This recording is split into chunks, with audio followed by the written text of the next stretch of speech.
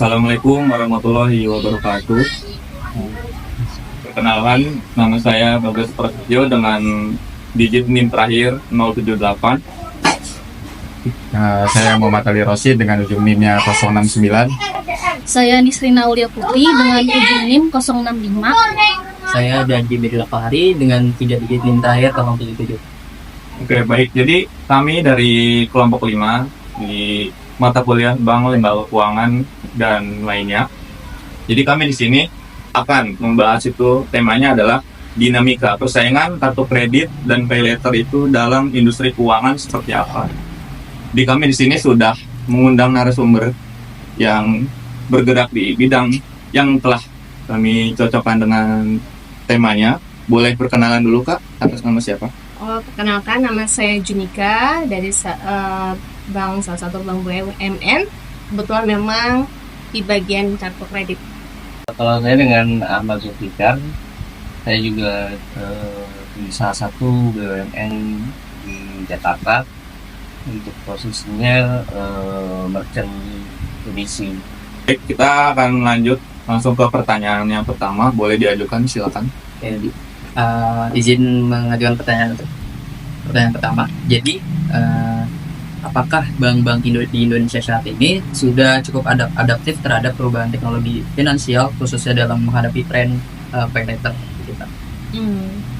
Sebenarnya sih kalau untuk pay later itu kan memang karena adanya kemajuan teknologi kan.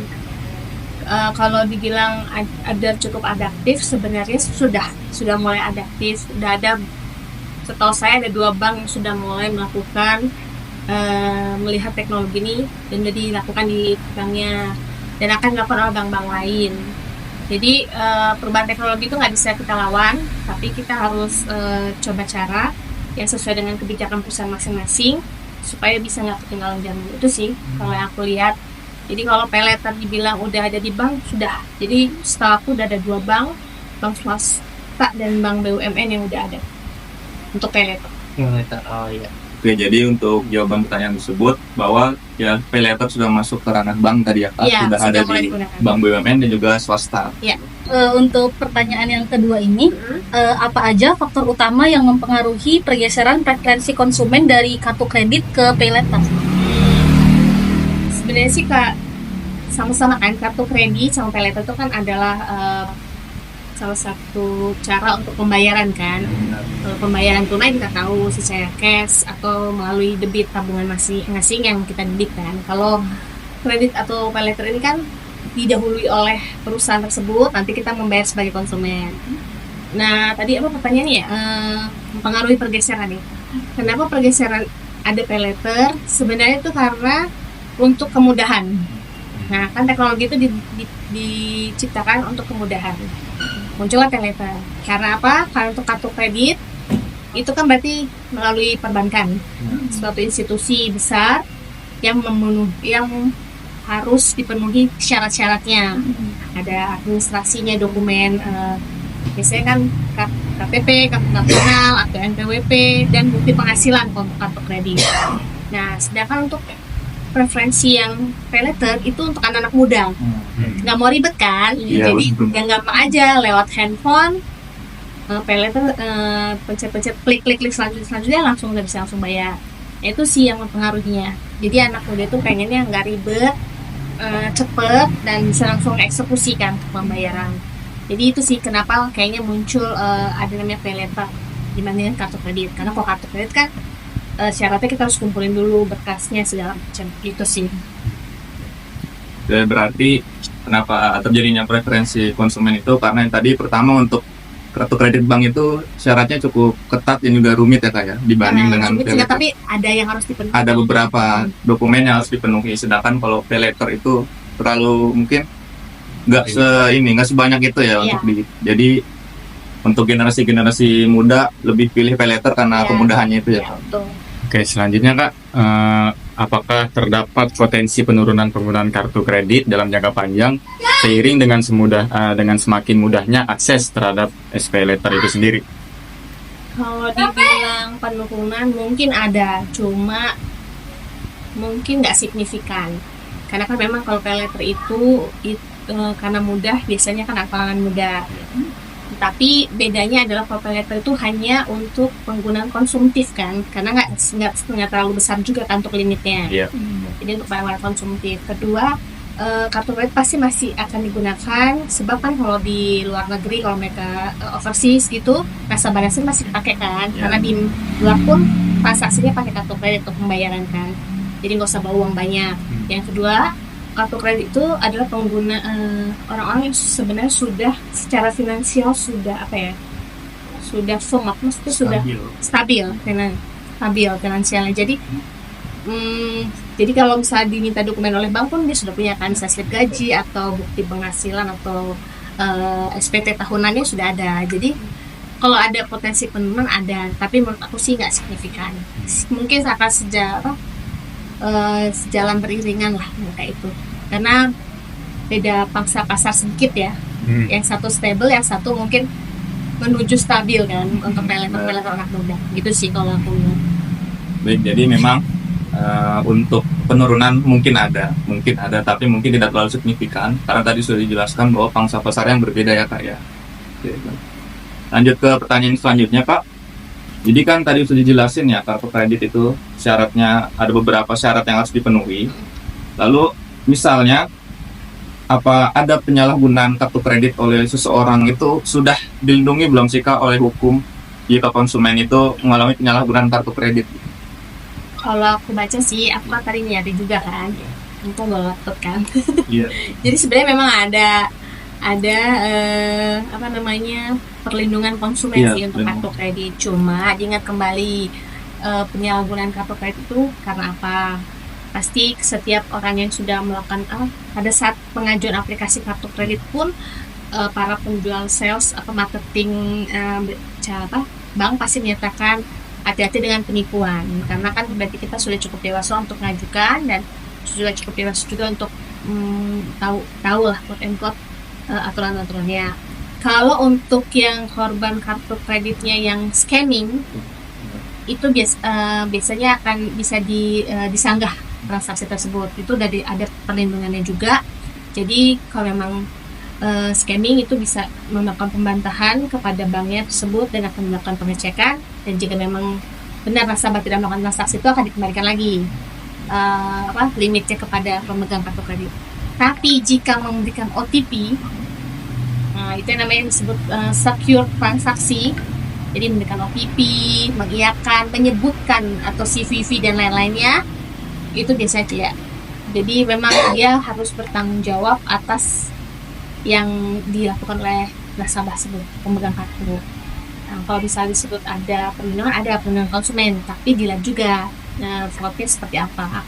Itu kalau misalnya secure transaction, nasabah memberikan sendiri secara tidak sadar menyebutkan CVV yang pribadi atas kartu tersebut, biasanya nggak bisa dilindungi karena sadar kan. Tapi kalau misalnya scamming, itu namanya bisa dilaporkan ke kepolisian atau diusut, jadi bisa dibantu banknya untuk penyelenggaraan transaksi itu. Baik, jadi kesimpulannya bahwa untuk perlindungan konsumen itu ada dan sudah pasti dilindungi, tapi dengan syarat yang pertama memang tidak ada kelalaian dari konsumen tersebut ya Kak ya. Entah tadi punya apa yang memberikan CVV-nya atau OTP-nya secara sadar ataupun tidak sadar, itu termasuk kelalaian konsumen sendiri. Jadi bank tidak mungkin untuk bisa melindungi nasabah tersebut ya Kak ya. Yes. Lanjut dan tanya-tanya. Lanjut di pertanyaan yang kelima.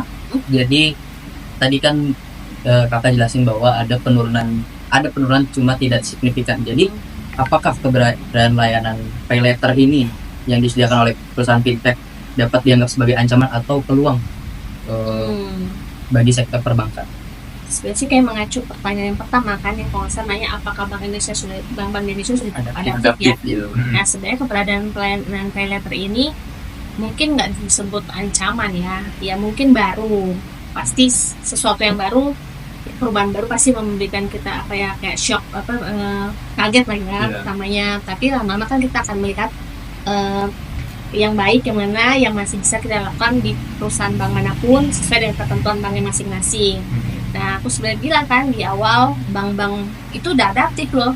Jadi dibilang ancaman sih enggak sih, karena akhirnya kita bisa ngambil kan caranya pay later itu di bank. Jadi ada 2 bank yang sudah melakukan pay later melalui mobile banking mereka, ada tuh pay letternya, dan bank-bank lain pun akan segera menyusul. Jadi yang ancaman sih enggak sih, ada peluang baru loh ternyata sektor perbankan. Jadi teknologi yang di pay letter tuh kita adopt sesuai dengan ketentuan bank masing-masing dan kita jalankan gitu. Jadi ya sesuatu yang baru tuh ya mungkin di awal bikin kaget, tapi kalau misalnya kita ambil hikmahnya yang mana yang baik dan bisa menjadi peluang buat sektor perbankan, pasti bisa dilakukan.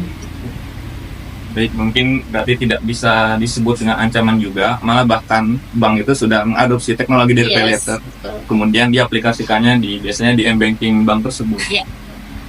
Selanjutnya, Jadi kan tadi setelah kakak jelasin tentang pay letter dan kartu kredit, ternyata pay letter itu malah memberikan